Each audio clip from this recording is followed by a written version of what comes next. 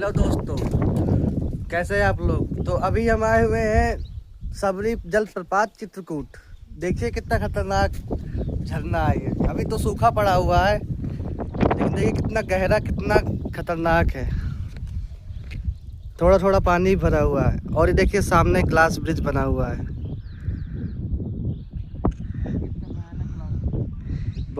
बहुत ज़्यादा खतरनाक। ये देखिए नदी, यहाँ से झरना बहता है।